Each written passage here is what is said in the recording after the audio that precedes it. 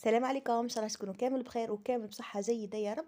ويلقاكم لا فيديو تاع نهار اليوم بخير وعلى خير. كما العاده اليوم جبت لكم موديل طوندونس، هو طوندونس مي بصح هو سامبل خلاص. اكيد راكم شفتوم هاد النوع من لي موديل. تلقاو لا كولور اني وتلقاو لي مونش بقماش خلاف. هنا راح ندير هاد القطيفه، قطيفه الهواء. شوفوا لي كولور كيفاه متناسقين وكيفاه خارجين مع بعضهم. وكنت لي بوطو هذوك غلفتهم بقطيفه الهواء. انا اول حاجه راح نديرها نورمال، راح نطبق القماش تاعي على 4 مزيان لي ستوندا، وبحيث اني كي نمس القماش يجي منس لتحت هكذا. ممكن تجربوها راح تفهموا اعليا. نديرها بالشكل هذا على 2، ونحي السفيفه لا بورجير هذيك تاع القندوره، بس من بعد كي نخيطها في الوسط ما تجيش الخياطات تجي قد وما تجيش السفيفه هذيك تجي خارجه بزاف، ولا الخياطه تجي عريضه تاع المنتصف. يعني تفهموا عليا بالخياطه اكيد راح تفهموا عليا، بصح المبتدئه حابه ربي ان نحاول نشرح لكم. نخليه غير اسوي هكذا برك باش من بعد كي نخيطوها ما يخرجش الناس من لورا على الخياطه. نقصها على تحت، ومن بعد نطبق بالطريقه هذه على 4، ونخلي الان سنتيم هذاك ولا راح نخيطه بالشكل هذا. بالطبع لازم نخيطوا القندوره هذه راح تجي الضغط واوبليجي نطبقوها بالشكل هذا باش تجينا الاستيكي كي نلبسوها. بالطبع مي بصح راح تجينا ضغط.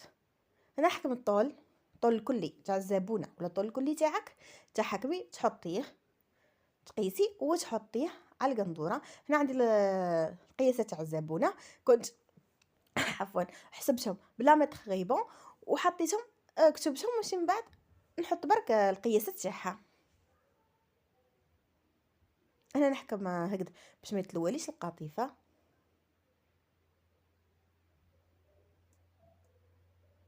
حاول نعدلها مليح. هنا الفصاله تختلف، راح نفصل على الجهه الاخرى ماشي الجهه المغلوقه.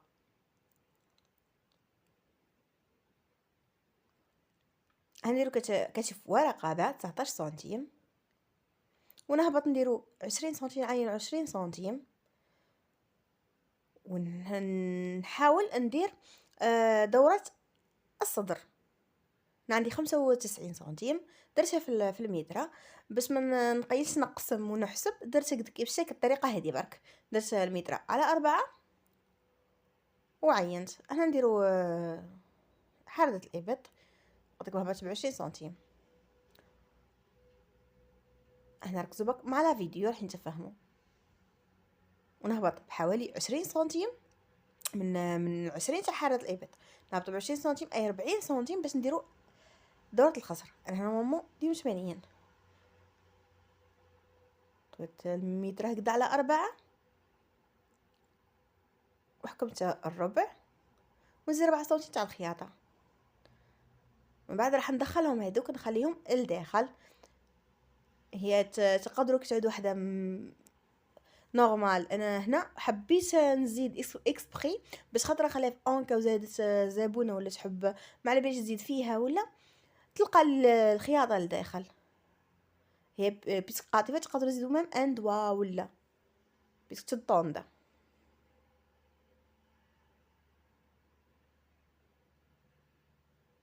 هنا من بعد نهبط من الخصر ديريكت حتى لاخر نقطه في القندوره تاع الطول، ومن بعد نطلع من تحت بحوالي 4 حتى 6 سنتيم، ونطلع شويه باش ما تجيش القندوره كما نقولوا حنا بالعاميه مزونحه هابطه على لي كوتي، مجيناش هابطه على لي كوتي. هنا عندي لي بانس، وركزوا لي امام الكتاف نهبط حتى من 1.5 حتى 2 سنتيم بيسكو الكتف تاعنا هابط. ونهبطوا 27 ونعينوا وندخلوا ب11 سنتيم ونعينوا النقطه تاع بين الحلمتين، ونهبطوا البانس يجي ما بين الطويله كنت وحده قصيره 26 وواحده شويه طويله 28.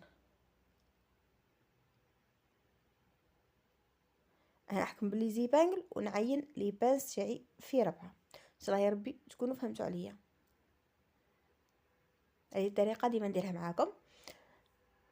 نحب نعاود المبتدئات برك. هو موديل سامبل ما فيه حتى تعقيدات، سامبل خلاص.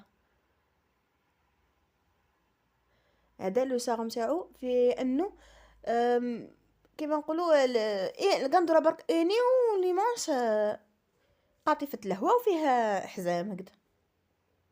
هنا نديرو 8 سنتيم ونهبطو ب10 سنتيم. راح نديرها رقبه كاري، ومن تحت ندخل ب7 سنتيم. من فوق الرقبه 8 ومن تحت 7، وغمق الرقبه 10. هذه رقبه تاع الظهر، باسكو الامام مام الامام تجي كاري. هنا عفوا حبيت ندير لي بانس برانسيس.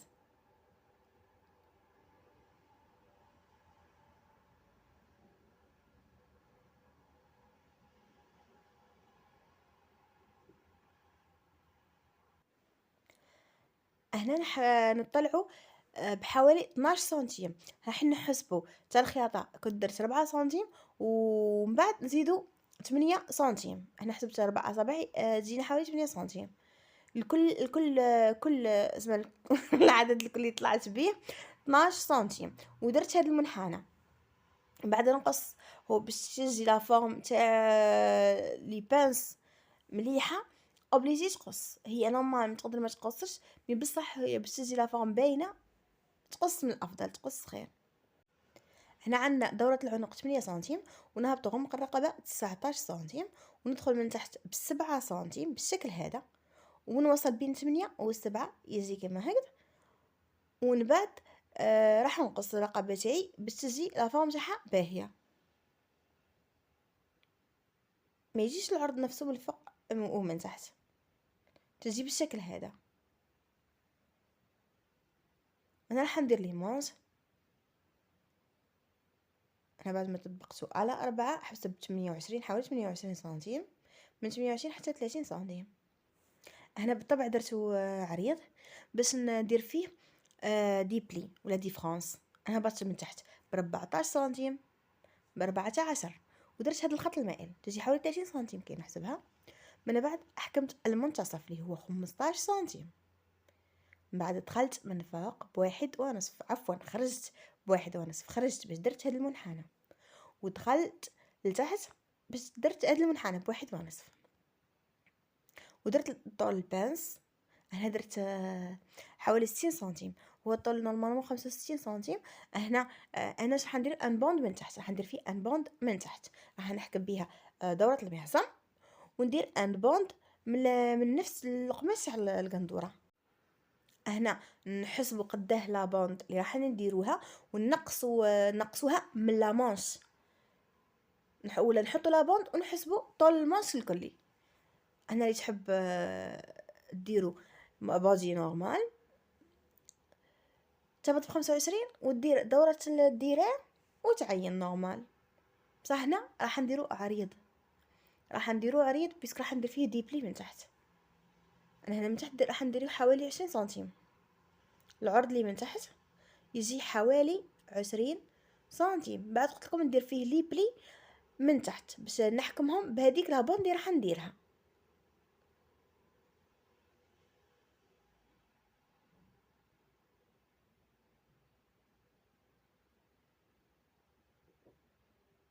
نبدا نقص نعين المنتصف بالطبع.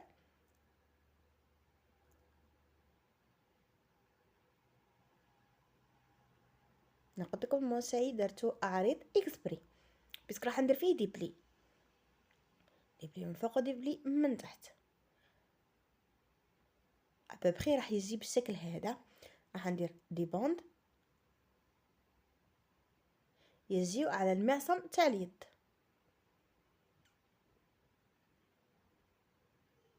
يكون القماش ولي بوند هادو على 2.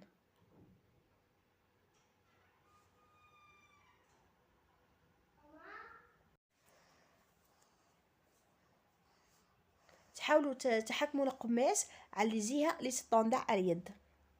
انا هنا كنت ما تولهت كدا ومن بعد كي جيت نخيط هاد لابوند لقيتها ماشي من الجهه لي ستوندار، وكي عاودتها ما عاودتهاش على اثنان، ما كانش التيسي كافيني باش نديرها على اثنان.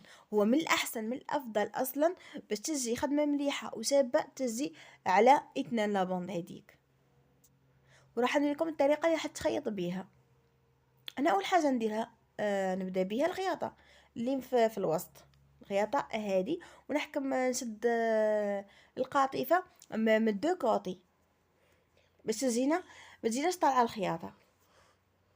بزاف يلقاو مشكل في الخياطه من بعد كي يخيطوها، تجيهم دي فوا تجيهم الخياطه طالعه، ولا تجيهم من بعد ما يلقاوهمش قد القماش كي يحطوه على بعض من بعد ما يلقاوش قد تحكم تشد من الدو كوتي، من فوق ومن تحت.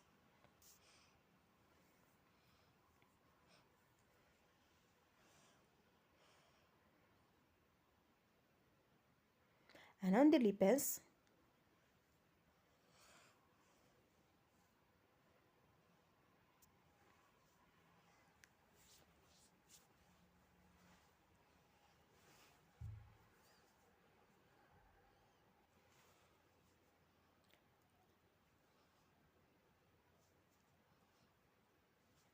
انا بعد ما كنت درت لي دو بانس تاع الظهر يجي بالشكل هذا، رايحه ندير السجاف. هنا ما كانش القماش كافيني، حكمت درت زوج قطع هكذا فصلتهم على الرقبه تاع الخلف،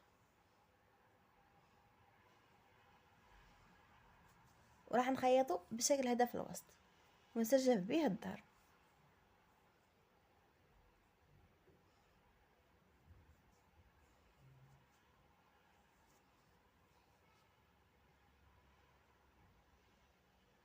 غنسجفها بالشكل هذا بزينه سهله.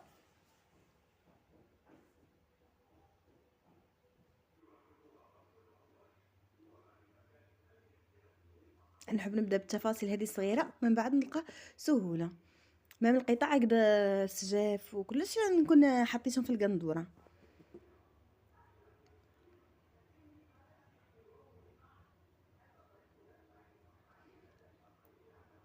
نخيط هكذا الوجه مع الوجه، من بعد راح نكرونتي ونقلب.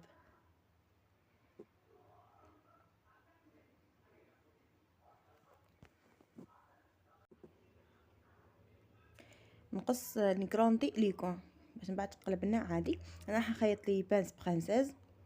شوف لي تجيكم ناقصه، كاينين كي تخيطها تجي ناقصه القطعه اللي من تحت تاع البانس تجي ناقصه. دوك راح ندير لكم كيفاه. باغ اكزومبل راح تجي ناقصه على الجهه للفوق، تقدروا كي تفصلوا تزيدوا بالشكل هذا، تزيدوا في هذيك القطعه بالشكل هذا، تشد وحده مبتدئه. هي كي تحطهم على بعضهم راح تجيك نورمال. كي تحاول تعدلهم مليح وتحكم تديرهم بلي زيبانغ، من بعد عاد نخيطهم بلا ماشين. نحاول نعدلهم هكذا باش يجينا قد كي نعدلوهم مليح بلي زيبانغ نضمنوا بلي يجيونا قد بالشكل هذا. نحاول نمشي ونعدلو بهذه الطريقه.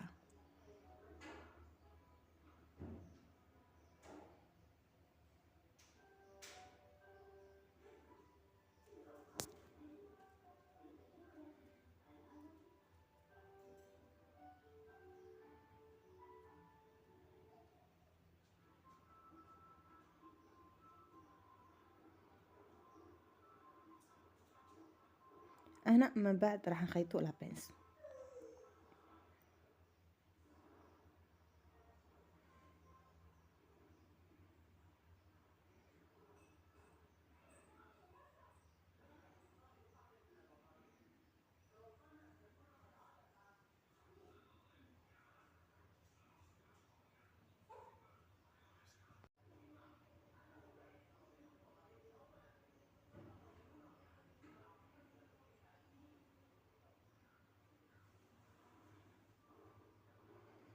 شوفوا هنا البنس اللي تحصلنا عليه، ما راح نحدو.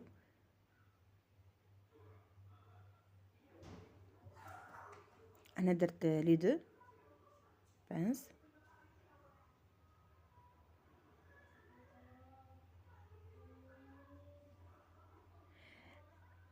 هنا راح ندير لامونش، خيطها عادي.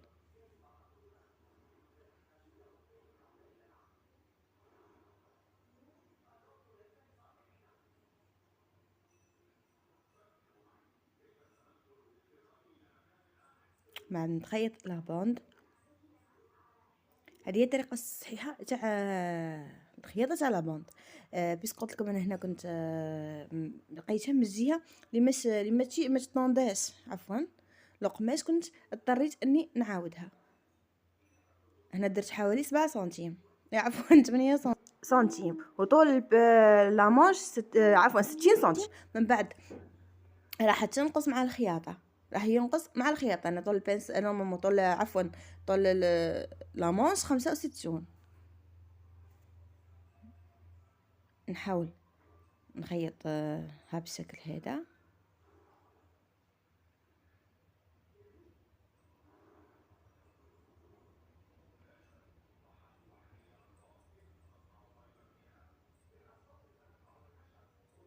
والخياطه من بعد كي نقلبها راح تجي من داخل، ما تجيش باينه. شوفوا هنا قلت لكم كيفاش جاني هذه لابوند.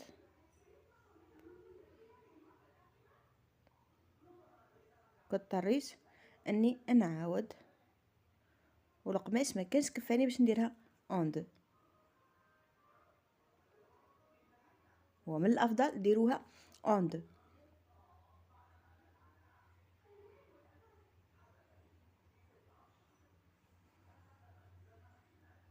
هذيكم من الاحسن تشريوه بزياده القماش. انا هنا كانت شريت شات الزبون عفوا متر ونص من هاد الكغي اني، وشريت حوالي متر غير ربع من هاد قطيفه الهواء عفوا، جيت باش دير بيها ليمونش والحزام. انا هاد القطعه راح نكفها برك، خيطها بشكل هذا ونكفها نورمال. قلت حسب باش قلت لكم دوره المعصم على 2 باش تجينا جيست مع اليد.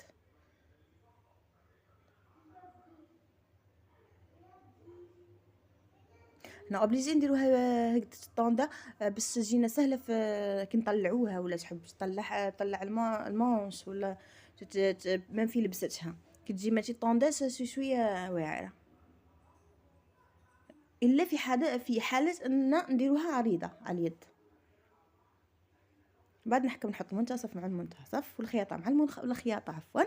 ومن بعد هذوك الزيادات كي ندور على مانش على عفوا ندور عرض تاع لامونش على هاد لابوند، الزياده هذيك نديرها دي بلي ولا دي فرانس.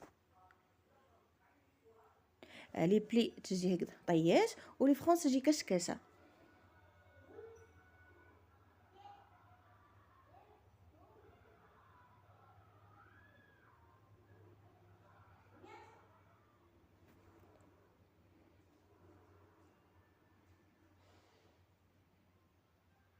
هذا هو لامونش. والشغل تاع هاد الموديل بالذات ليمونش والحزام سامبولي خلاص، موديل سامبولي مي بصح باهي وطوندونس قلت لكم تاع العام هذا.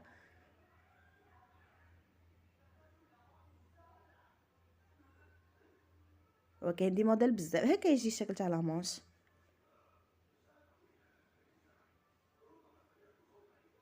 انا بصح ما عجبتنيش لا فينيسيون، بيس قلت لكم حبيتها لابوند ما تجيش بالشكل هذا، مي بصح للاسف هكذيك وجات يعني باهيه.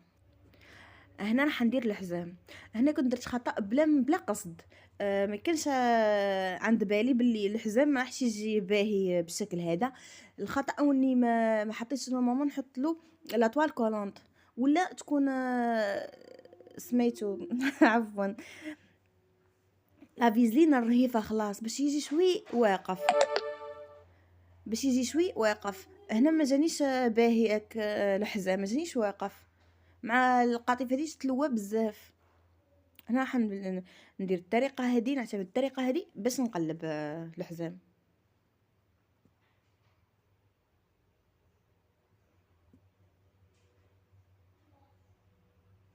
هنا قلت لكم القماش هذا يتلوى بزاف، كنت اضطريت اني سردته بالماء، هاد القطعه تاع الحزام، ومن بعد عاد حددتها بس شويه شويه سهلت على روحي باش نقدر نخيطها. كانت تلوات لي خلاه ما نكذبش عليكم ما بقيتش كيفاه نخيطها. كي درت الطريقه هذه شويه عاونتني اني سردته حطيته في الماء، شمختو في الماء، ومن بعد عاد حددته وخيطته. من بعد ما نقفل هكذا من كنت قلبت الطريقه هذه، ونعاود نزيد نحدو. نصيحه كي تحدوا القطيفه نقصوا في الحديده باش ما تحرق لكمش. انا هنا الحزام شويه تحرق لي، حتى كنت اضطريت اني عاودت زدت فيه، نحيت القطعه هذيك اللي حرقت وحاولت زدت فيه. هنا حنسجف الوجه مع الوجه تعرفوا كيفاه، ونقلب عادي. ومن بعد ها هو الشكل النهائي تاع القندوره بعد ما ركبت ليمونج. شوفوا ليمونج كيفاه جاو، شوفوا كيفاه جاوا لي بلي اللي حطيت درتهم في لامونج كيفاه باين، تجي كدو شويه واقف. شوفوا لا كولور. من بعد ركبت لي بوطون هادو، درت نورمالمون 5. كاين حتى ما يديروا حتى لتحت، نتوما حسب واش حبيتو تحطوا. تقدروا تبدلوا، تقدروا ديروا دو فلور، تقدروا ديروا هذه موديل سامبل، نتوما واش ديروا واش تحبوا. شوفوا هنا كيفاه جا الحزام. انا اكسبري حبيت نقول لكم على الخطا اللي درتو باش تتعلموا منه. قلت لكم حاولوا انه ديروا لا توال كولونت ولا ديروا لا فيزين ديك الخفيفه خلاص باش يجيكم شوي واقف. هذا هو الموديل مي بصح جا باهي الحمد لله.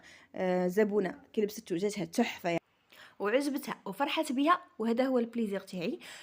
وما نتوما ان شاء الله يا ربي نكون فدتكم لا بغى بحاجه قليله وعجبكم الموديل وعجبك لا فيديو. واسمح لي اذا كاش واحده ما فهمتش مليح، ونقول لكم انا درت اللي عليا، ونقول لكم اذا عجبكم ما عليكم غير ديروا لي اعجاب وتخليوا لي ارائكم وتعليقاتكم، ونقول لكم دمتم في رعايه الله وحفظه، وفي فيديو لاحق ان شاء الله.